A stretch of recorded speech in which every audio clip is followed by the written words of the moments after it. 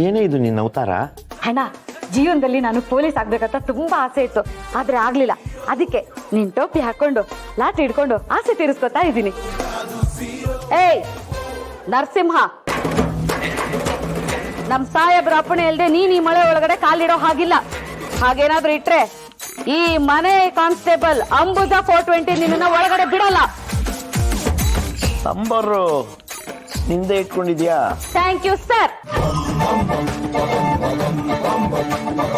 ಬಿಡಲ್ಲ ಸರ್. ಅಂಬುಜಾ, ನಿಮ್ಮ ಅಣ್ಣಂತ ಏನೇ ಕತೆ? ಅಂಬುಜಾ ಅಲ್ಲ ಮೇಡಮ್, ಈ ಮನೆ ಕಾನ್ಸ್ಟೇಬಲ್ ಅಂಬುಜಾ 420. ಜಯರಾಮ್ ಸರ್ ಬಂದು ಅಪ್ಪಣೆ ಕೊಡೋವರೆಗೂ ನಿಮ್ಮನ್ನ ಒಳಗಡೆ ಬಿಡಕ್ಕಾಗಲ್ಲ. ಪೊಲೀಸ್ ಕೆಲ್ಸಕ್ಕೆ ಸಾಹೇಬ್ರಿಗಿಂತ ನೀವೇ ಹೇಳ್ ಮಾಡ್ಸಂಗಿದೆ ಅತ್ತೆ. ಧನ್ಯವಾದಗಳು ಸಿಂಹ. ಹೊರಗಡೆ ಇರೋರ್ನ ಒಳಗಡೆ ಬರೋದಕ್ಕೆ ನೀವು ಬರೋವರೆಗೂ ಬಿಟ್ಟಿಲ್ಲ ಸರ್. ಜೀವನದಲ್ಲಿ ಇದೊಂದೇ ಒಳ್ಳೆ ಕೆಲಸ ಅಂತ ಮಾಡಿರೋದು. Thank you sir. ಪ್ರಮೋಷನ್ ಏನಿಲ್ವಾ ಸರ್? ಅಲ್ಲ, ಖರ್ಚಿಗೆ ಒಂದು 100 ರೂಪಾಯಿ ಕೊಟ್ಟಿದ್ರೆ ಚೆನ್ನಾಗಿರ್ತಿತ್ತು. ನಿನ್ನಂಥವಳು ಒಬ್ಳೇ ಒಬ್ಳು ಡಿಪಾರ್ಟ್ಮೆಂಟ್ ಅಲ್ಲಿ ಇದ್ಬಿಟ್ರೆ ಉದ್ಧಾರ ಆಗೋಗುತ್ತೆ ಕಣೆ. Thank you sir.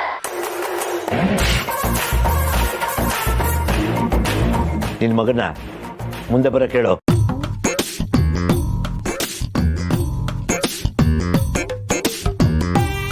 ಬಾಯ್ ತೆಗಿಯ ಕೇಳು. ಯಾಕ್ರಿ? ಹೇಳ್ದಷ್ಟು ಮಾಡಕ್ ಹೇಳಿ ಇವ್ನಿಗೆ. ವತ್ಸಲ ಮೇಡಮ್, ನಮ್ ಸಾಹೇಬ್ರು ಕೋಪ ಬಂದ್ರೆ ಏನಾಗುತ್ತೆ ಅಂತ ಗೊತ್ತು ತಾನೇ ನಿಮ್ಗೆ? ಗೊತ್ತು. DP ಮಾತ್ರೆ ಕೊಟ್ರೆ ತಣ್ಣಗಾಗ್ತಾರೆ. ತಮಾಷೆ ಮಾಡೋ ಸಮಯ ಅಲ್ಲ ಇದು. ಏ ನರಸಿಂಹ, ತೆಗೋ ಬಾಯಿ.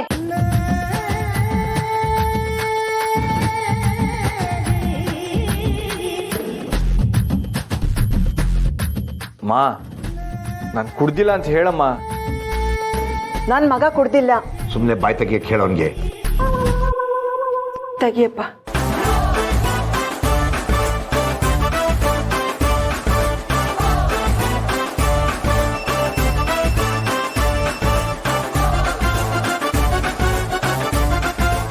ಕೆಟ್ಟೋಗಿದೀಯಾ? ನಾನು ಕುಡ್ದಿಲ್ಲ ಅಂತ ಹೇಳಿದ್ನಲ್ಲ. ಎಲೆ ನೀನೊಂದ್ಸಲ ಊದೆ. ನನ್ ಜೀವನದಲ್ಲೇ ಕುಡ್ದಿಲ್ಲ ಸರ್. ಊದ್ತೀಯೋ ಅಥವಾ?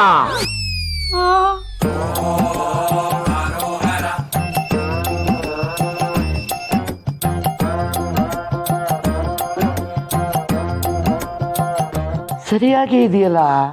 ಈಗ್ಲಾದ್ರೂ ಗೊತ್ತಾಯ್ತಲ್ವಾ?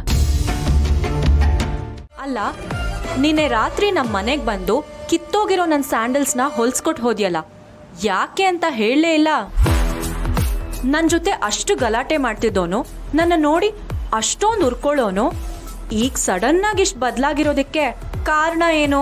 ಅದೆಲ್ಲ ಹೇಳೋದೇನಿಲ್ಲ ಬಿಡಿ ಮೇಡಮ್. ನಿಮ್ಮ ಪಾಡಿಗೆ ನೀವಿರಿ, ನನ್ನ ಪಾಡಿಗೆ ನಾನಿರ್ತೀನಿ. ಜೇನ್ ಸಿಹಿಯಾಗಿರುತ್ತೆ ಅಂದ್ಬಿಟ್ಟು ಜೇನ್ ಗುಡಕ್ಕೆ ಕಲ್ಲು ಹೊಡೆದ್ರೆ ಅದ್ರ ಪರಿಣಾಮ ಏನಾಗುತ್ತೆ ಅಂತ ಈಗಾಗಲೇ ಅನುಭವಿಸಿದ್ದೀನಿ. ನಿಮ್ಮ ತಂಟೆಗೆ ಬರಲ್ಲ ಬಿಡಿ. Wow, amazing. ಇದ್ದು ಮಾತು ಅಂದ್ರೆ. ಇನ್ಮುಂದೆ ಆದ್ರೂ ಮನೆಗ್ ಒಳ್ಳೆ ಮಗನಾಗಿ, ಸಮಾಜದಲ್ಲಿ ದೊಡ್ಡ ವ್ಯಕ್ತಿಯಾಗಿ, ಊರಿಗೊಂದು ಒಳ್ಳೆ ಹೆಸರು ತಗೊಂಡು ಚೆನ್ನಾಗಿ ಬಾಳು. ನಿಮ್ಮಂಥ ದೊಡ್ಡವರ ಆಶೀರ್ವಾದ ಈ ಬಡವನ ಮೇಲೆ ಇರಲಿ ಮೇಡಮ್. ಬರ್ತೀನಿ. ಆದರೂ ಒಂದು ಡೌಟು. ಏನು? ಅಲ್ಲ, ನೀವೇನಿಲ್ಲಿ? ಯಾಕೆ ಬರಬಾರ್ದಾ? ಅಯ್ಯೋ, ಮಹಾರಾಣಿ ಅರಮನೆ ಬಿಟ್ಟು ಊರು ಕೇರಿ ಸುತ್ತಾಡ್ತಾ ಇದ್ದೀರಲ್ಲ, ಅದಕ್ಕೆ ಕೇಳಿದೆ. ಹಬ್ಬಕ್ಕೇನೋ ಐಟಮ್ಸ್ ಬೇಕಿತ್ತು, ಅದಕ್ಕೆ ಬಂದೆ. ಓ, ಶಾಸ್ತ್ರದ ಬಗ್ಗೆ ಗೊತ್ತಿಲ್ಲದಿರೋರು ಹಬ್ಬಕ್ಕೆ ಏನು ತಗೋತೀರಾ ಅಂತ ಅನ್ನಿಸ್ತು, ಅದಕ್ಕೆ ಕೇಳಿದೆ. ನೀವು ಬೇಜಾರು ಮಾಡ್ಕೊಂಬಿಡಿ. ಏನೋ ನಿನ್ನ ಮಾತಿನ ಅರ್ಥ?